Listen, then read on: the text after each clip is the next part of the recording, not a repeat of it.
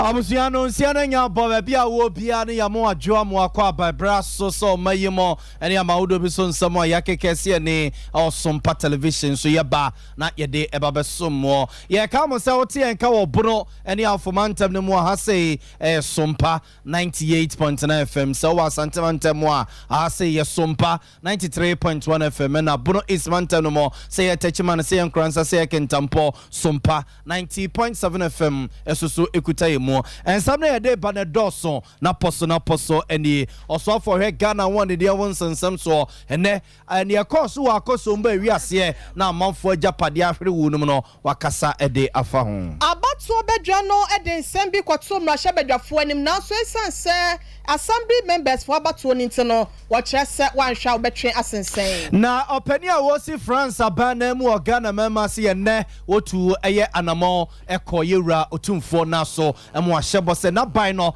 ebekoso ani asantema to kese ewo empuntuo mu na English amount from for ene potamu bi ebembe hon susu wonum ehese nkofo bi ha wonum tianam so amode adesre ato IGP ani yeah tetese Newmont Ghana Limited in penning for kwakotutu anamon bi wa hafo anu ne mpotamo ye tetese kuo bi asore se saade no a Newmont penning for person mo koye no opomu wonum no wo mo enhyese wo mo ebejai enene kire ya edi entia eno mo kasa nsem ye beko no mo na busuafo ya kwakodi nkomo empanyifo ya wonum hwe wo mesua so wa sante mantama senum padwumadie bi hontuma ne nyina no sebe ya emade sua ho nsem ebefa ne ntampa fra asidan koma 21st clinic yesesiate kantini no a efri sisie no mo fa oto ase efa osiremu na twetwe a furniture 21st clinic ne yenhwe mfama mizone 5G drink no eno an ye no no mo ye wede wo ye ye o ye part 2 per drink ya ebehye woni mo nyamate woni mu a mizone 5G 3 herbal center ere 3 cool capsules abadwa so akoko no se de city bia na behye ase na to ase de free ne pedua ne mo express group so no ye de utukwa akoma bia opese okoso so na ike herbal clinic ayaresa fie ye wo jusu zongo junction a ye se branian fa bibidro enye operation wo dompe ne mo enti dompe ne se bubuo sa afreche se atode afa ho ebesa so ato bio amo asore anante omo na ebo echi domo bo ya donte ama ye vemo a baby awo bia na nwumere yetimi aba na yaba besom wo wadwenche no nsusu obetimi de aba bekan wo abra wo kan we social media platforms awodo no nyina so oko Facebook wa ahay Sompa 93.1 FM na YouTube Sompa TV Ghana mededi na ya obo amali bia boga nwumere mene ohine ire ma me akua yeboa esiama abusafo enye brenda fe nsam no mobrodo ntwo yenko ne yenko tutu na srani abasamfuma mo yede mo hyase de Africa Ghana mrase begefiem monimo sam de yakoso oflamantem mo ene miamia hudo bi wapoe mantem a yesi akosombo sutade ne ka de enka ye mabuso enu ntuo ma bie nsuo no emensuo na kwakotwia fa manfo fie aka manfo da gufom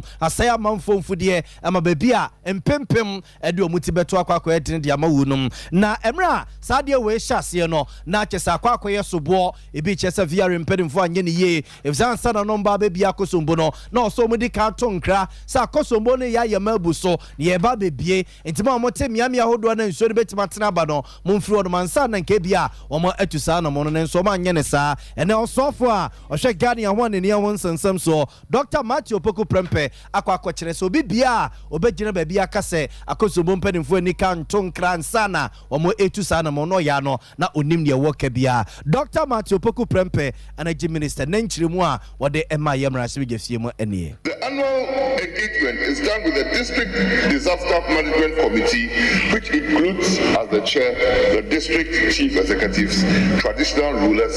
assemblymen, opinion leaders, police, army, navy, fire service, Ghana Health Service, among others. Mr. Speaker, including members of parliament. Through these engagements, the program produces inundation maps, how the areas that are potentially going to flood, communication channels and platforms, as well as identified safe havens. Mr. Mr. Speaker, this year in particular, in the month of May, the VRA and NADMO, with the support from the United States North Dakota National Guard, along with all the aforementioned stakeholders, carried out, Mr. Speaker, for the first time, a large-scale flood simulation exercise that will also. The simulation, which was reported by all the major media, was carried out in 3 districts identified as likely to be the most impacted in the event of a spillage: North Tong, Asiojamai, and Ada East. More specifically, Mr. Speaker, the full-scale simulation exercises were conducted in the towns of Mepe, with 57 volunteers successfully evacuated, Sesekope, 60 volunteers successfully evacuated, and Azizape, 40 volunteers successfully evacuated. For the 6 remaining districts, simulation exercises were also carried out, and their representatives were part of all the pre-training activities carried out between January and May ahead of the simulation. Abusuafo nti wey aye mrasebedwani o mrasebedwa fiema adesia wo manhia South abato mpesua so Dr. Matthew Poku Prempe ene yete ne nkana na nso a eno ache no kire se ewom se nipa mpempem ene ne wo mo agapade ahwere wo no mo de na so betime de ne nsadu asine kokoso akase ba kokora ni hono mo a ne ho kaye ne nyina ye ntoto ya VR ni aban ede toto na kwan so ntina e ma na ekoba sa no Dr. Matthew Poku Prempe. The coordinated efforts of VRA, NADMO, and the various state agencies led to the successful evacuation of close to 39,000 persons with no single, Mr. Speaker, with no single injury or death reported. The coordinated efforts also led to the preservation of the Akosomo Dam, the Sodakope Bridge, and the lives of many Ghanaians living south of the Akosomo Dam. Following the additional notification of the need to increase the spillage, the spill rate was increased from 90,000 cubic feet per second to 180,000 cubic feet per second on the 10th of October 2023. The NADMO and VRA team the day after were already on the ground providing relief items to those who have gone to the safe havens and helping others with evacuation. To date, Mr. Speaker, the VRA and NADMO have intensified the distribution of relief items and caught several relief interventions to help lessen the burden on displaced people. The Volta River Authority, Mr. Speaker, paused the Abusuanti wey ayo swafo hwe Ghana ya wonde de ho nsensem so Dr. Matthew Opoku Prempa dodo na sarma ne se na poni yete ne nka no nanso a emrasebedwani o mrasebedwa fiema adesia e wo nofto abato mpesua so adesia wo mu hukodi mu wo mo ekodi nsenseme wo mo japade wo madan wo mu mfude chese wo bibia hwere wo num no na adesia mpempem de wo mu enti emra na poka ne nsem yeye no eno no so sorry nsensem a Dr. Matthew Opoku Prempe beka no kura ba kokura nim na VR fo na ntonkra mo bia o ma mo bia mane o mo fiti ya no mo bie dam no a ekowie sa opani samulo kujito ablakwa ono susu ne de ni. Mr. Speaker, this is a house of records. There are 2 things the Honorable Minister has said which this house must not allow to go unchallenged per our records. We are told that before VRA officials spilled, members of parliament were consulted, were part of the stakeholders consulted. I can speak for myself. I was never invited to any meeting. I was never consulted. I was never invited to any meeting. I challenge the minister to provide one name,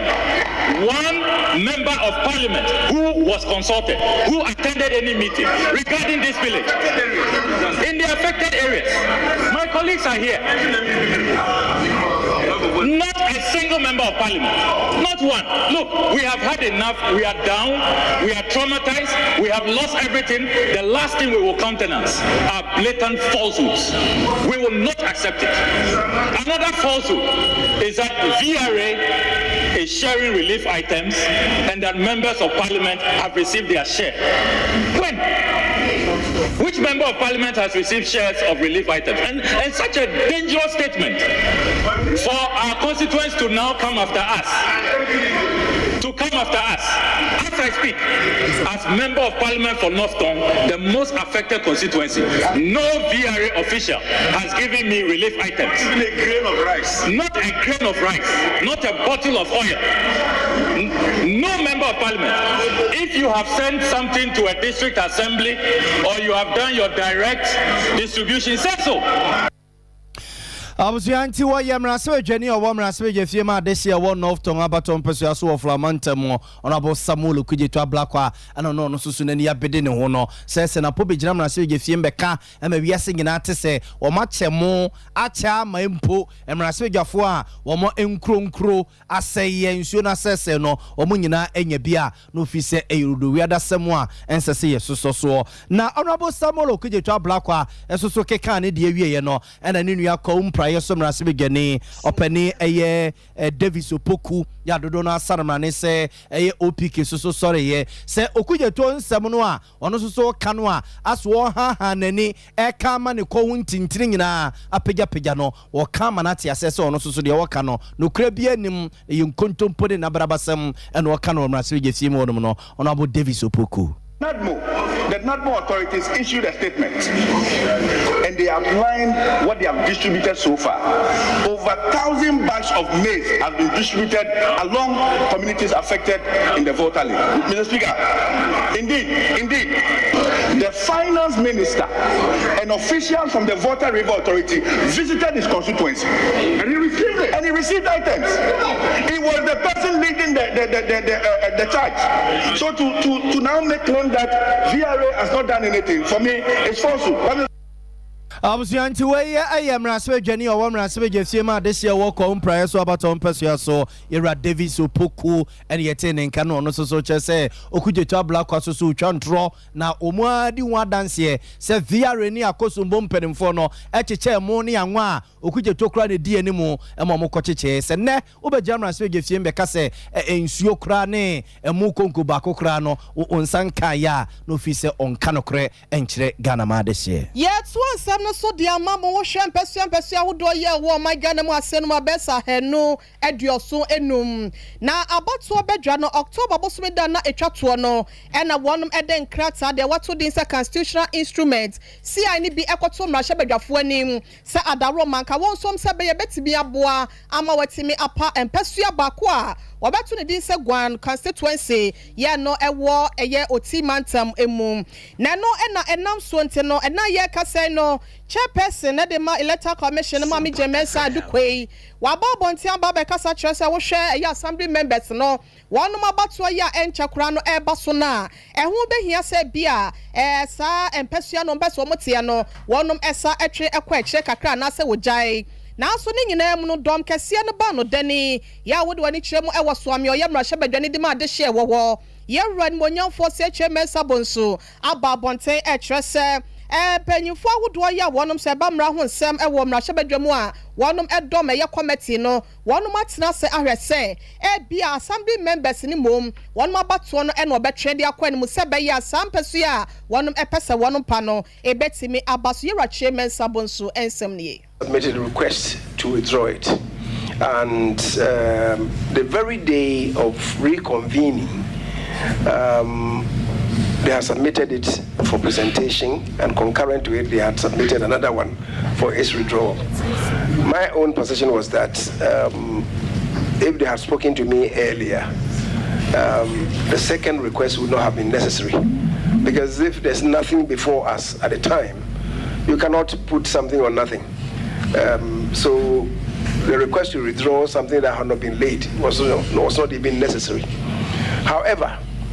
the Speaker's attitude was that people has misconstrued what was happening in Parliament. They thought that instrument had come to Parliament and Parliament was sitting on it, the creation of that other constituency. So the Speaker took the attitude that we should have it presented to Parliament and they could come later to withdraw it. So we submitted the withdrawal and we had agreed to withdraw it even in my absence, or to withdraw it whenever I came to Parliament, because the previous week I had excused myself. And the reason for the withdrawal was simple, that if you created it, the constituency, you then needed to hold the DLA, the district level elections, to conform to the creation of the constituency. However, there was not going to be any constituency at that time. And then, of course, it was also going to delay the conduct of the district level elections, because the moment that's set in, it will then cause them to hold on the conduct of the district level elections in that constituency, if you like, the new district to be created. So that was the reason why they have submitted the case for the Ebusiafo nipa yete nken eya dondodo ne ba no dani mrahebedwan ye ren monyafo chemesa bonsu na no si ya pe na dom kuma no ba no dani woni monyafo kesa atoba 14 wono so ji akasemu ekyerese ni nua na sam na woka no ebetimi aya wo ofise abato ya wono eba betoro ne mom ebetimi akwakyire amasa empeso opesa wapa no eno etimi abem e de ama wono. Dr. Dominic Ayini yesterday briefed me that they engage with the Electoral Commission, and the committee's position is that you can actually hold a district level election for one constituency after you have actually gone through the processes of electing assembly members for the other constituencies. So on that basis, the Electoral Commission has no grounds to withdraw the CI. And let me put it this way: between the Subsidiary Legislation Committee members and the Electoral Commission, there has been an agreement that the CI will no longer be withdrawn, because if the basis for the withdrawal has to do with the conduct of the district level election alone, then another date can be set for them 2 or 3 weeks after. And if it will mean that Parliament will have to sit some extra days, then we may have to have that conversation. So between us as leaders, we are having that conversation. That is why I asked him as soon as I sat down as to whether he has had an engagement with the Electoral Commissioner.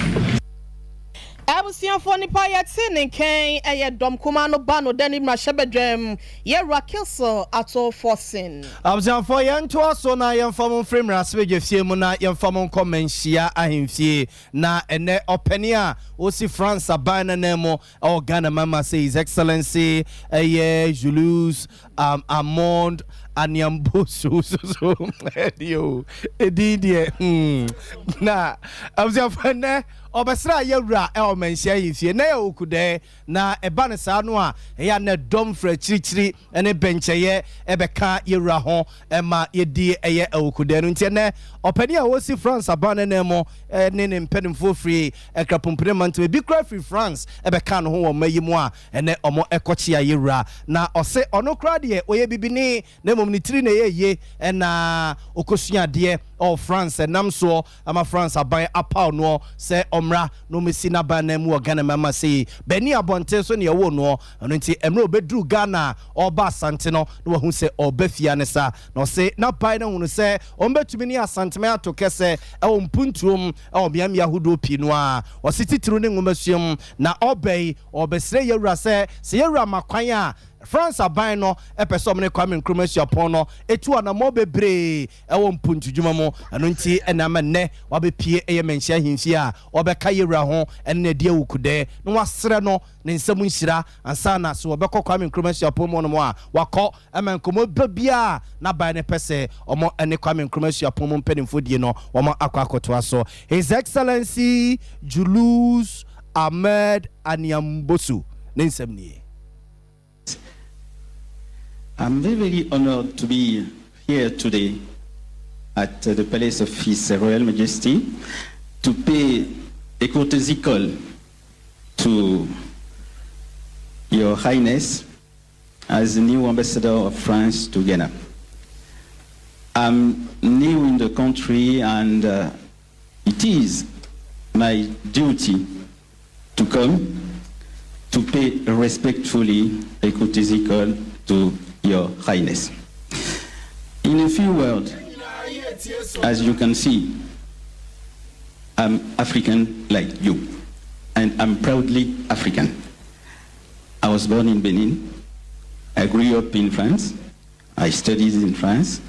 And now I'm back home, here in Ghana. Just to add that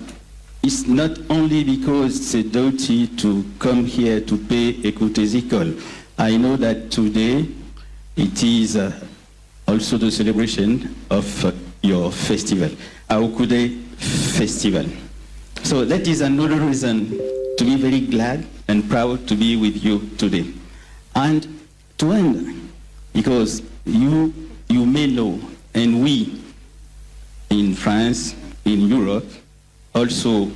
in West Africa and beyond, we know the role His Majesty under the scene is still playing in many matters and issues. So we can not only be proud of your king, but also proud of what you are, and together, what we could do together. Thank you. Everything linked to science, they are very well ranked.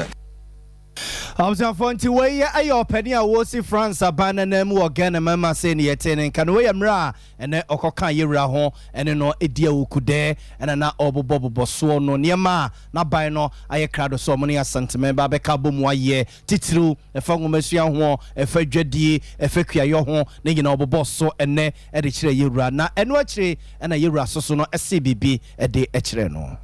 I thank you for this courtesy call. And beyond the champagne, beyond the Dom Perignon, I would want to talk about the collaboration between France and Ghana. But I thank the French government very much for the road that you constructed for us, all the way down to Contenance, the lakeside. It's initiated during President Kufuor's time, and then we continued with the other kilometers through when President Mahama was here. But I still believe that we still have to do so much with the French company. Industry, for example, with your experience, our economy has been going through some turmoil because of imports. To industrialize and add value to agricultural products. So we stand to learn from you in relation to how we can industrialize our country. By doing that, we need agriculture. And producing food, we want to add value to it by setting up our industries, being in a position to collaborate with us on that front. So what I seek from you is, whilst during your term here, how can we transform our agriculture and increase our products, and then use industry also to add value to that, can consume and export. So on your visit today, I want to firm up with you what we can do on that. The northern sector, for example, agriculture is there in Ashanti, various places that we can do. So we seek that, because other than that, we'll still be coming to the UU for money. Sufficient. We need to be able to produce ourselves and then build our economy and everything. I was going to way a rope him so say to autosum you no dance ti peso da yepa or to for say to autosum you way amra na openia wo si France aban nemo o Ghana memma si akone na so akoka no ho ene na edi awukudenne ene yewra so de nsem we tu nanim ye France santimatama sene to fa so akode ebresamo to an nsem ojamu efe ani kyeremu e wo enkrapomponi matemo na eyam potamo ye frɛ no amanfro dunkwa eno ebe English amanfro mo ewo ga South Kroponi mo na ewo de hye na wonsa egu woti ya wo twado ni nyina no ene salanga de for da no said ye wonum ACD wo mu so atwentwe ne nam so nte no enkwa anhwere wonum a na ajapade empempem e na ahwere wonum na wose de atwa mu krampa akwakopa nsem aba no ene se wonum ewo hwa ne da ya nipa be se aduasanum 35 langasefo ene wo mu kitakita to machete se kan akese ne nketwa ena wonum edi edwi nkofo asase so wato foundation kura ne yese dwom wi a asase ne nya wonum de na so no na wonum de wo mu mensem ene katahye no masa ton de amani pafofro eno nam so nte no adehye de bi ekyeremu a ena ye kasa ya langard for ba ho no enipa mienu mu a ena wotwetwa wonum enam so nte adehye dodo na so no ese enkyere denti no wopreje won kwa wabla wode wani ekyerechire enwura mu na ne nyina mu no ena eye panyipa bi ya wonum so omo kɔ adwemu no e wasala Langard for we say some no one any Sompa kasia for twetwe nkwamo ama ensem no said yesi koye ene said ye niema esisane e won potem wo nyina no wo de dan yen e wo kwan we so edi Langas bakwa ku 35 aba satio mutututu papa ni asafo ache ni cars nyina mapapa grass ni nyina to mo batu sikan enua abuba blocks na di omo fa peni kwa owo se peni no na o ba kwa o ma so di duabebo the police for mo area so omo fa ese ni die no ma ya yewo asase ni sunu efi se basa no makota Langard for mo achi tanu akoyese adenu anu yedi etuni na bimtanu yedi na ye de ye pele se run for your life ndi ma jwani sana ye de mi kobo ne de amudi mechi mienu ijo mbe chi mi na amudi sika wo mi bibi amupa bia to wani bibi amudi bobo ene ha omo pe pesre IGP se oma nenimba hanumu kaswa Langard aji kaswa dodo Langard abeji kaswa nya glo Langard for mo nkla nyina Africa sa mo sa high bush nzo oma bet bush mu na mo ya dia enye omo yiji nkrofo asase omo yiji nkrofo property moto kula akuta anajo na ma ko twa wa moto ne Ebusia for one no more Langard for have one no wo edi wo so achentua no pa wie ni anajo ya one asum entimi nyu one no enne nipa mienu a wo prepra one enne adehye bi eka ho no one so ne wo nsam enne ekotie ye no na eno echie no ena omankrado ya one ewo aman front dunkwa okwo lamte one so edi adesrade pa de se ye wurakufu dampale IGP so se adaro ma ba bi adu ne de one ena one esu a ebetime edru nanima ma oni so abenti won hwe na sa ensemfo tantan we se bia so se bia ku wonum timi twa so se be ya na dehye so no ahoto mapa ebetime aye wonum dia Langas bakwa ku 35 na ko hu se omu ye grading bi wa asase bi so ye bi wala asa pa de ka cheme se o esemu mun jare mbe fi na mbeka mbe fi na omu si machine stop o se ye wu na be ka cheme se machine stop hoda na twesu we botu we na fight aba so me na 90% me no be semunti me na doza driver no okita moto na fa na de me fi ho na de me buy enti sisi ade me ho se ha no Langard ne haye this Langard for the police for na omo sisi anokwa na ye nyaso bi wa ha Langard bi me be bi fi omo ba moto be tuoro mo kita no sika ni nyama no ntimi nche bi mo fi sisi ana bi a wo be ho se obi tu foundation pe na Langard aba o se odigi fi wayi obi so ye grade ugbo se na omo aba ye ntumi hu de ekoso mi fi se anka na do dan kwa kufa do bas no mi fi se anka Langard de ye gunu kwa ba sisi a pese man ho so bio nti omo hwe na mo mboa e bi asisi ano ya yinfu no ye fie na omo ye duma omo aba ha omo be ye mo asedi omo aba ha na omo so mo ko duma ye ti fie ya Oman krado da wano ewo eye aman from dunkwaye no ewo nkrapumpuni mantem eye okolamte abusiana no disem ena ye ko ekotie ya hwe eye Sompa TV no so a na esenya asem ketwa ye bie nkofo achi Facebook no so Sompa TV Ghana ene YouTube Sompa TV na se eye ade e ha adwen papa ye boboka na hwehwe ne ade ene ye chesi nkofo ewo nwura mu ni ade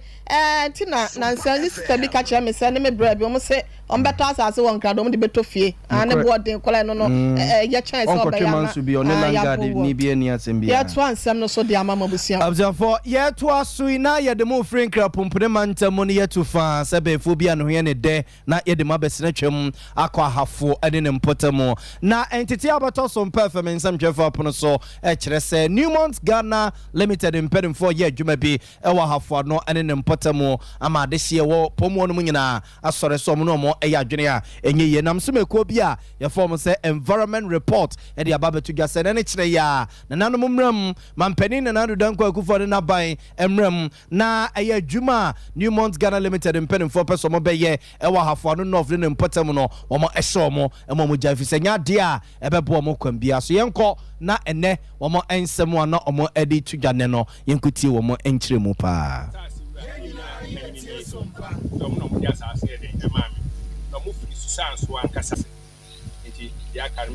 the land belongs to us, as my brother is saying. we gave it to him as a farmer. He's the best fish farmer for 2020. Now, what is happening here is that Newmont Ghana Limited, Tanano North District, is mining or about to mine. They had their certificate in 2017. That's when they declare a mining lease for them. They did not compensate anyone till 2021. So meaning that Newmont has already committed. They are supposed to pay the compensation, the affected family, pay compensation to all the farmers before they start mining, and they are not doing it. As he said, we have about 60 fish ponds over here. They've destroyed it without any compensation. So we want the world to know what Newmont Ghana Limited is doing in the Bono Ahafo region. Observe nti weye aye adehye binom a wo mo ho eka e wo Newmont Ghana Limited o madwuma mo kwakoye no wahafo ene ne mpotem honom no yen ko ma no so na ekoya ye from say environment report opane kwanche for woda no say executive director yo opane Sulemana Salami eye Yoda ye no enkonkodi nkomo opane ma joy na mejime di se ho ye no ya pa na nso e Erade adome so so me ho ye pa nti se mo kaka mani a ekuafo dodo be sei na Newmont Ghana Limited for adwuma mo ba be yi ebia o mo mfudie o mo fish pond nom ene ade ebe kan ekuafo dodo be sei. Okay, ekuafo dodo no de omo be 2000 and over, but no kware wo mo se ebinum agye atumu se rate na Newmont for etua no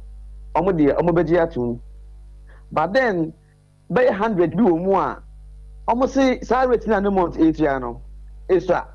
because omo daachi na Newmont eba be fa akọ enti no say Newmont ebe tua sakato bia ma omo a omo ntime engine tumu sa enti sa akuafo we num na omo kire say omo nti ase onto say Newmont any new rate eso money ebeba enti omo e come asemi they are in their hundreds, but more na de omaje first ayina ni month ma mo no atu tina wo kan rate na wo kan ho asem no rate bay asase no say na ebia yes 1 acre Newmont for say ebema ebia 1 cedi 2 acres yes ebema 3 cedis rate na wo kan chechiri mu say okay rate no if I say ebia wo cashew farm a na o ma cho so okay ebia cashew farm no yebma ebia 60 million depending on ebia acre ebia 1 acre bia no 6000 Ghana cedis near the amount and to say oh ebia 10 acres ya now I'm multiply by 10 now the amount and to ebinum de omo de amount but omo feel say sa rate no esa no omo na omo ka say omo ntia sintia this Newmont and omo embe negotiate before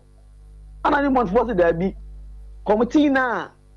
omo ma rate no eye omo indigenous na handle sa committee no so whatever the committee decides is what they are going to pay. But maybe say uti as Newmont for can almost see half enough mine no the best unmined gold in West Africa. Misali petit half north gold na Newmont ever bet to know. Almost it is the best unmined gold in West Africa. In West Africa ni na no gold deposit ya so chain ni na enti okani na oba say ono dachi no I'm not sure say scan the minister enti no media mindintu wo say once ya dodo na jatu mu de e na so jitu mu sa enti hona asem no ewo na hona yenso ye ba mu ana e ka che no mo to say omunti akuafo na asem because uko be ti say abremu a before cinema be ko na ko be di ya so and the crony no biem because Newmont settle sa honi na so ko hwe farmers no life nda mobo and just kind of the no there it's a peanut, so listen to the farmers and then do what they want for them. Yes, no na mo sem nyina no amo kan Newmont for no matie anasa setelia o mabubu nuagu ono masom o mutie de says Asim when I'm catching a more. From Monday, ni dear, asime ati ne say omaka kire omworkers ne say omun free stance ati so because ye call hono na minim se banya video na their machines were working on people's land even though mun cham compensation but since ye dey asime ba ye no asime ati ne say almost they should hold on with the work whilst they see the farmers and see but we are here to meet them and then negotiate with them. And come on now, my chassis no ase eya soaba or ya toma sum. Okay. Na se musia wo mo na ewom so maka kiro mo work so mo mfree asasene so de musia om no mo de om se de om ka no mo ka rate no ne ebo no mo so metua na ombetua court sem bi betima ba mu ana se court de abamu kra wie because say no fish farmers no they are ready to kra by next week court document to be out. Okay. Because put the new month say any speculative project. Speculative. Na speculative wa. Patch say a fish pond for no. Say new month ba be adwuma ho no. Ana say that eco funds no. It's the meanwhile, best farmer no. Since 2008 mo baby o. I started the fish farming. And 2017 and I buy my new month license to man in the half enough. So what I'm saying is speculative. It's almost there. They are ready to go to court. And a year farmers also know last commission and so album. And see, you say last commission album no. Almost what I say, almost no quarry and prepare your baby. And new month for no so money mo be share da bay or money equiafo no be share bio da bay. Okay, almost share that there, but and cry at say now 3 years munu and before be ebesia ebesia or tertiary but me see between Ocean and Friday there nyame adom a ebesia yo mate ene Suleiman am yemfa wunsia na echna na dechie de kosi dwoada no de ebesi bia no yasaso abane aba beje why.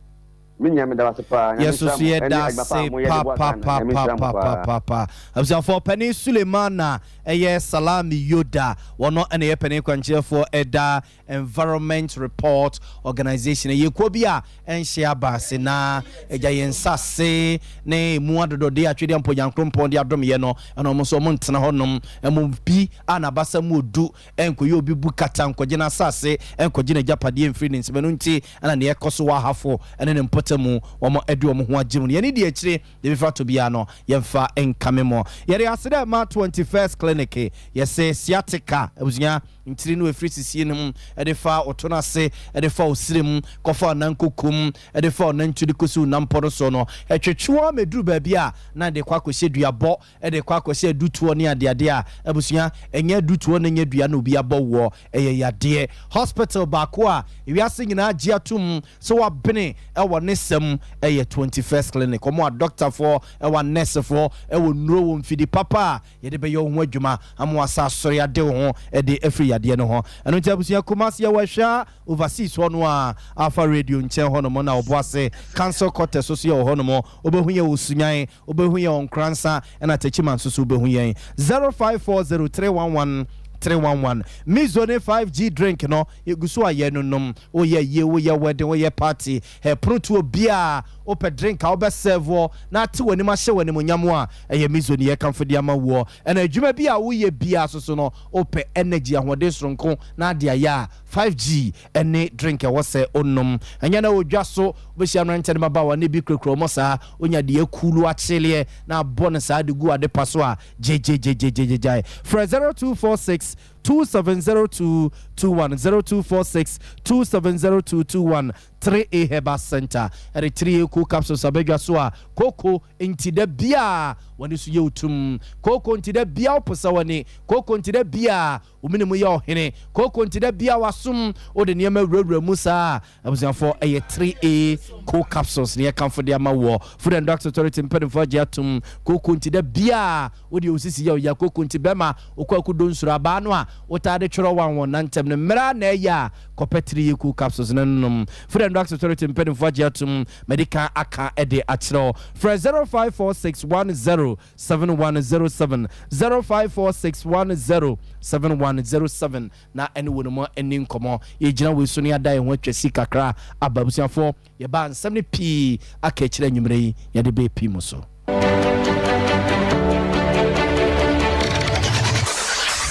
Introducing Mixer 5G Sparkling Drink, a whole new refreshment in a can. Mixer 5G is a tasty non-alcoholic drink. It is a perfect companion for all your events, including parties, weddings, and funerals. It is made with green tea, ginseng, guarana, grapes, and grapefruit. Get refreshed with Mixer 5G Sparkling Drink. For bulk purchases, contact 0246 270 221. This advert is FDA approved.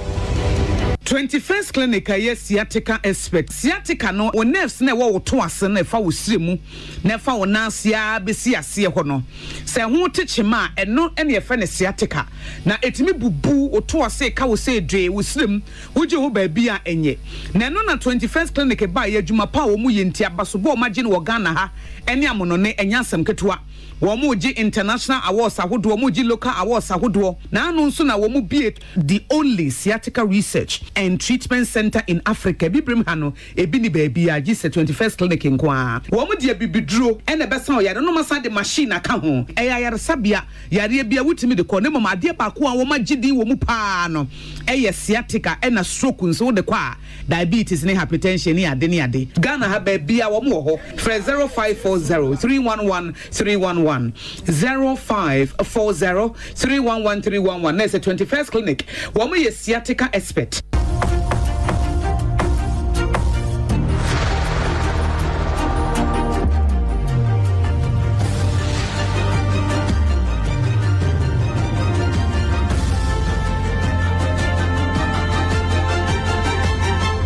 Sompa TV, Emma Akitiapa.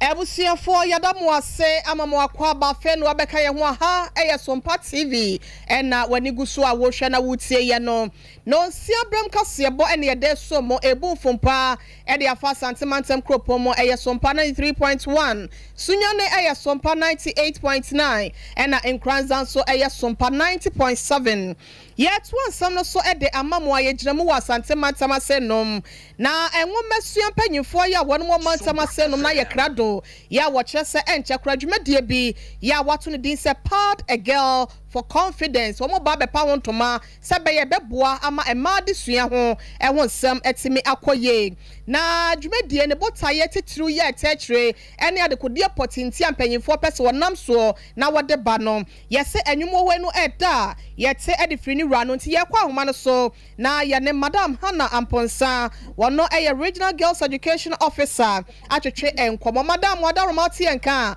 enwumre ya mwadwo eba Sompa TV kasafonyi so Mejo so minya mejidi yesa wapomu ye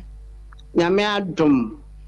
yada nyame ase na Pad a Girl for Confidence ye kiremu ye be kiremu san na edienti na mpanyimfo mpesa mo pasa adwumade we se ho entoma ma ne boa meda se me chia etiefo nyina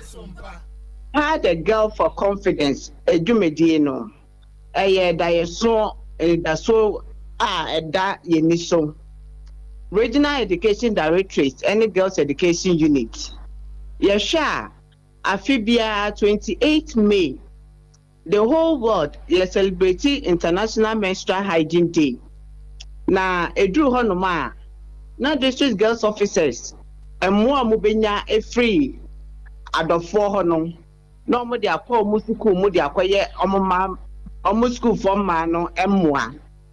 enti district officer we nya emmoa no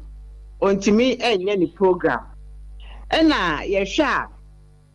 ye ka menstruation a natural tina obebia wodu ni mpanyin face bia no ade a wo se oye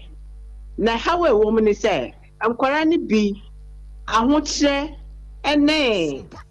sanitary pad ne boa akosuru ni ti no ebi mu enya sika emfa ensiesie omo enho enti ye hwa se district no kakra bi mmoa kakra bi benya no na omo afrefre nkwara kakra na omo ache na omo de ama omo enti nkwara pa omo hia mmoa no ebi na omo nsa anke bi enti na regional directorate and girls education unit did this project and can you cry na yede aba nyame ya doma na 9th November Kumasi Anglican Senior High School na ye pedumedie no ho entoma ye ni swade ho ni nyina ne se adofo beye ye moa na sanitary pads any panty liners any panties na ye sre enema ye mama no omubu omusa omudi betiesie omu ho enti broni say ye be regional pad bank say ye ka bank dia na kasikasem na kayeka na we die ye sanitary pads na egu bank ho se be ya omo ho chire omo a omubu omusa omunya enema e wo so omudi siesie omu ho no region no ebekọ omo emmoa na ya boa district officers so omo wo district ni nyina na omo so etimi aboa omo mamba wa omo wo school mu na omo bu omo sa ebi mu ferry people na okọ school no wase no ho ehuro ene eniwo ene ferry ntikwa no na ebi na wontimi antoa ne school so ye hwe mprewanyi nsanya bebre emema ni bi fa ho ebi apade ne boaye di nti no bra meto bi ama ho obehu an se oba no de no ho atwa so na akọfa nyinsan aba nti saa ha we nyina na region no ya dwe ho ehu se ebetimi aboa ye mama ya age ye ba adofo ho ye si nipa ba ko nsa entimi nkata enso nyame ni ekata nti ye boa na ebeboa na edru ho no ma yitimi ache sanitary pads e de ama school for mama omebu omonsa enti na obisa me a na pa the girl for confidence project no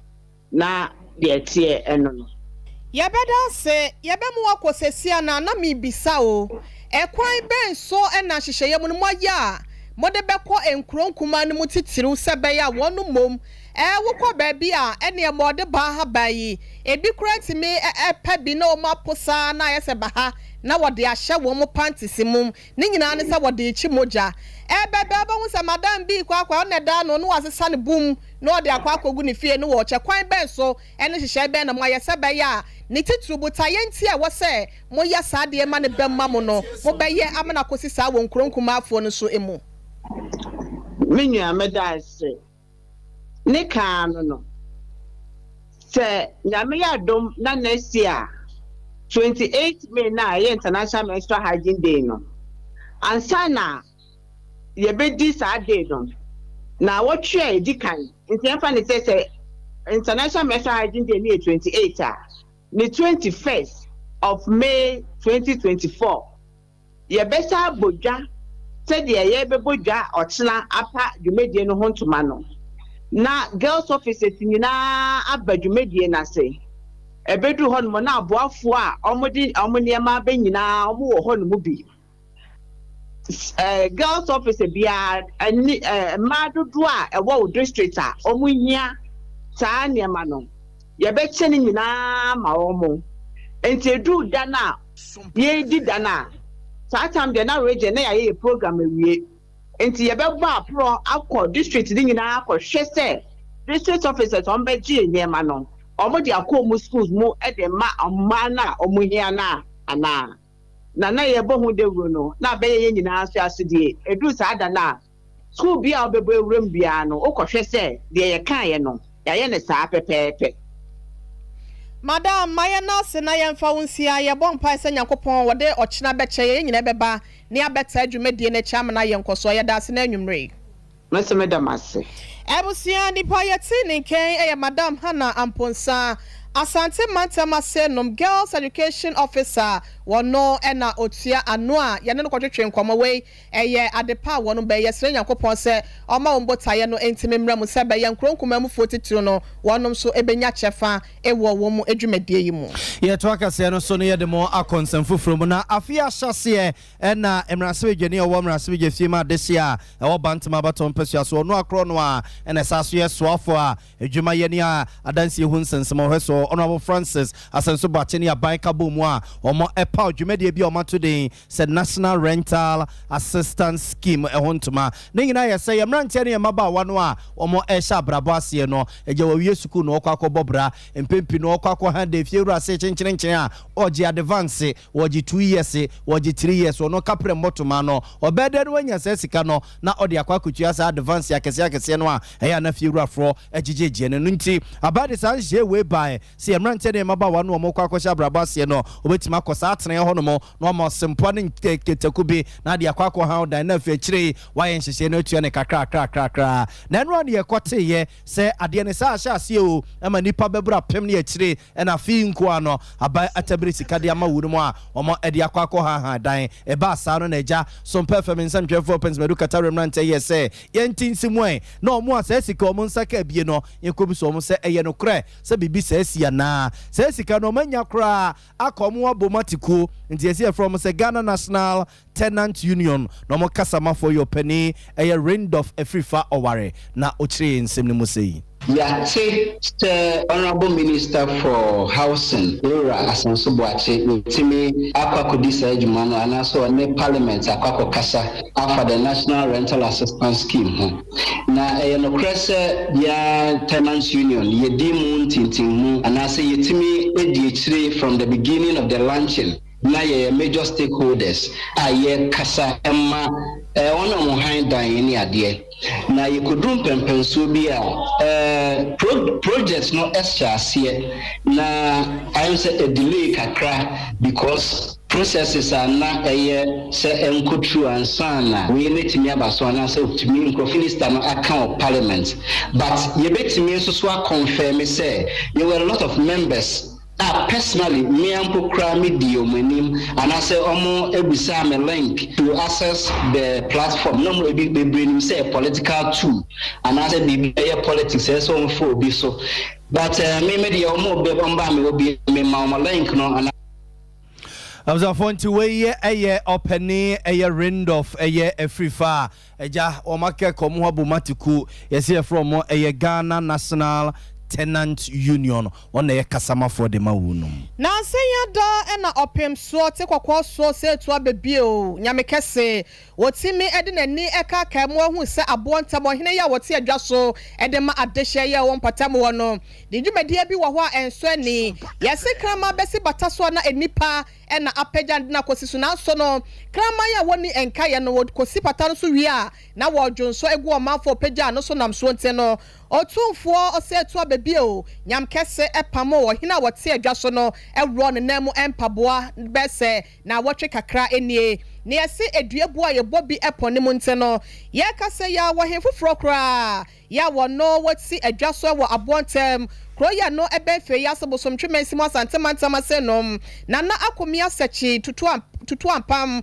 wano so de nsama tudwa ede abasobode ede maye wurasa da Roma na ni ekọ wan na no ebesi ne so no eye ne nukure mudie na wode eye no ntina konwa ne ya ne de nti no wayi na enase ne abasobode na wode ma no wasa kan sem we say ede territory Asila bena me manu wodi asila bena akonya ne ene di ena wodi share me nana eirai fika ko ben fio no nim dim asahwehwem ya betu de na de eirai na eirai ne ti de bidin nsan na ko tinani chekuru no na nuna mane ne basa de na wodi abetu de dadia ya so mesese yehwe Ebusia nipa yete nenken eye abontem ohe foforo ya wapa no de nasi akonwa so kora nana akomia sechi na yekọ ekoti so obehwe be ya manso twen ene enema ensem fra ye ekoso wompatam wono obehwe amani nyina da eto etimi atwa Abzafo enfam nko apoema ntemo na enwumre ni yetete so ora bia amanfo nim ne se ye frɛ ne yaw Christopher dodo na frɛ ne se krese ewo kofodu abonten so abzafo ye se wahye ne ho akonfo awie ya ewo apoema ntemo a omo adwene ho a omo entiase omo se brono bia frɛ ne se de bia asem anu rei wote a ono akra de chese ne fie na otimu said ade na ne ha no said ade ne kan no na ode ahoma se ne mene a ebusuafo ne sensen ne demo no mosa no chese herabasa wato na no mo ewonsie do eba sa no woni yete be mpotem wono mo etutu amerika koyi aposifo asotire ma nadbom penimfo a ewo new dwabene ne mpotem nyina ba mu a omo etutu amerika kofa abrante ne mu na ebusuafo se wo bewu no otwere okrata to ho na DSA nyina wo mu no be kenkan krata no en aha enti krata na da TV ne so no ayi o say dey oh God please save or say please forgive me say me ninye na what the source was say he found please sell my house property, please help my mother Matayade Bedu, and also the RIP to my soul. Now I'm for penny Daniel can come to me see Ukrawo baby dan was some work of any dabontin one end more officer I won't put them ho one on the call yaw pussy for coy a confirm moon or church in some say around 11:30 a.m. Nadbo Municipal Secretariat. Any job enough. Inya call from our zonal office, that is Asokori zone. On marriage and fees, an officer or Asokori zone. A friend me try me say, Inya incidents be a war. The BSM. One new job enough municipality. Jeffrey Crom electoral area, which is my electoral area. If I was say a rush, now you call sin honey a correct the SCT. Your fair Gala Police Service, that is the Fijasi Police Command. Ama ye rush call ye call na say no correct report na ye officer Omare Jemfi Edemaye na say no correct pepe etino ye forso ye not mo any Ghana Police Service forso ye ebu epunani ama ye remu ye call na say said ye Omare Jemfi catcher say Christopher Owusu ni bebre na nim say friend Chris was saying no na say no Chris was saying no the main objective ye koto ye no na e was say ye conveying body no e dey free if you ho near the court mortuary ana ye na admofo ne Ghana Police Service ye sadman pepepe enti minimo ka say emunu e wo St Joseph's mortuary e wo Efjase. Abzan for penny Daniel can come to me see and Nadmo penimpa our new job and as a penimpa be the chirimum our new job and put them in our church in cemetery no. Abzan for run across and empower that's all and young packet wo and panocras a secret so home as a secret bisa ya disa ose Facebook I'm for my home and so there and panocras a run about to some run about to Pumfano now I hear class abu bobo glass and kwa what does ampa we so asa go what that ties what that ties them na that bontie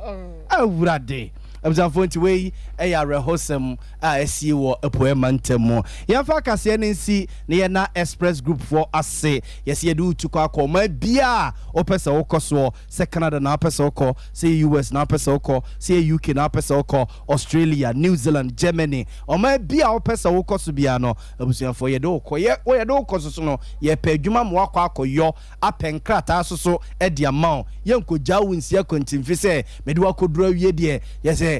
majawo sa na kese oni namudu ti pimpim ye ne ma ba bia kwa akosoe amo adwuma ye asaso apenkrata e de ahye wonsam frey 0249000448 0249000448 and I care herbal clinic ye IRSFia ye wo ejusu zongo junction ye su dompino se buo sa freche sa to de afa ho for ho adwuma be hye yensa ye de bibidro be ye operation o dompino mo ya ye mfa se kanka ho ba bibidro no a ye de twe ye de sraw na no so no obo se dompino de aye bia no e be sa toa amoasa so asori ananti bio na oye obi so a sisi ya de nom ne wa chiri bramui na eja wo a wonya paroni ba mebeboa ope sesei eye tia ye num na ebiebie ntire no na ne sade paade amaya eye hapati eno so no eye ike herbal clinic for ne de abadwa so friend doctor authority mpedemfo agye atum nti ye niam de ensofo mumpo ene mpese akwa ye enti friend ne ye ni nkomo 0530 721 165 0530 721 165 na ene eni nkomo for kase no asi aseda nkomo yesem for paniye Rasante Abo Benedict kuku a ne chinchin fidie no de ema yen ya Grace akosua somua ene bosie businum na keka ne ene mfuni ahodo no de sie ni de ema yen ye yeso ba de workers ye beso manwumre eye me na ya Abo Amalibi aboga nwumre mene ohine ire mame ekua yaboa esia mabusuafo ye sorry so na enkaibwa kakra wo ho no ye de adam ye sorry ya no na eye bema foso ni ntifoso ono so de ne dom betena se na asempe ni padwumadie wetime de adam nti kwaso am afidie no enkoso na ha na enipa nko a ene ye wo de ma wo Yabo!